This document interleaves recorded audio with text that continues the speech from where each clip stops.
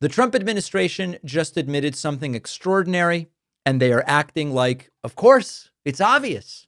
Defense Secretary Pete Hegseth was asked again about the second strike on the boats. This relates to the alleged narco trafficking boats off the coast of Central and South America, where there was an alleged war crime, a double tap strike. After destroying the boat, leaving it in pieces, maybe some fishermen or drug traffickers, depending on your perspective, were holding on to pieces of the boat, and there was a second attack. If true, that would be a war crime. We have been waiting after Trump said we are going to release the video. We're not going to release the video. Ultimately, it is up to Pete Hegseth to decide. Hegseth says, of course, we're not going to release that video. Also going to tomorrow allow the HASC and SASC to see the unedited video of the September 2nd, alongside with Admiral Bradley, who has done a fantastic job, has made all the right calls, and we're glad he'll be there to do it.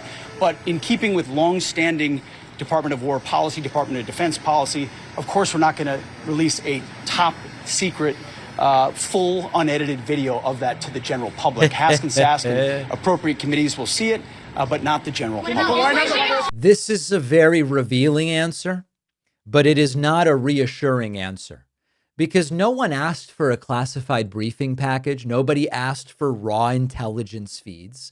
We're talking about this particular strike and whether the public can see what happened after the first explosion. And the key problem is that the Pentagon has already released a bunch of video. We've seen it. They have a bunch of videos of these strikes that they've done, which have been declassified, where you see them blow up a boat. You see them blow up boats. So what they won't release is the part where we would be able to judge, were there survivors? How able to engage with American forces were they? Were they a threat? Was it logical to do a second strike? Was it a war crime? Were they shipwrecked? They mostly have released it already, just not the part that might confirm whether they committed a war crime. And in fact, the Pentagon has released videos of a bunch of strikes, including 3 more in the last 24 hours. So the claim that this is about protecting classified material just does not add up.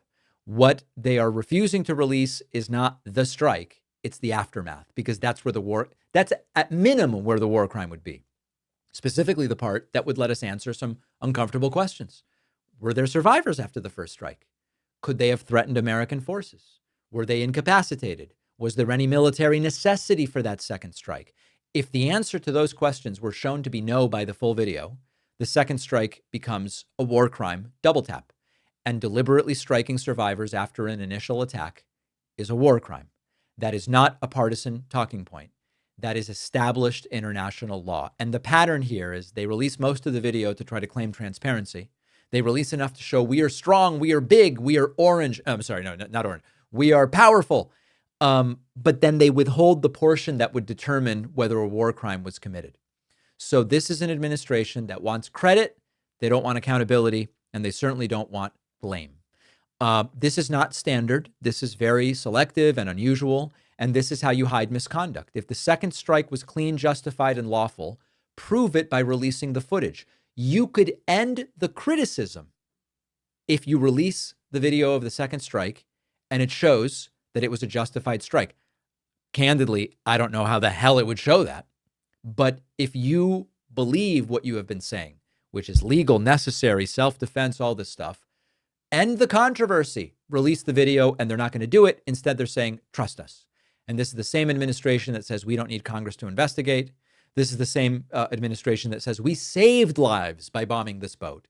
And it's the same people who are redefining civilian deaths as success metrics.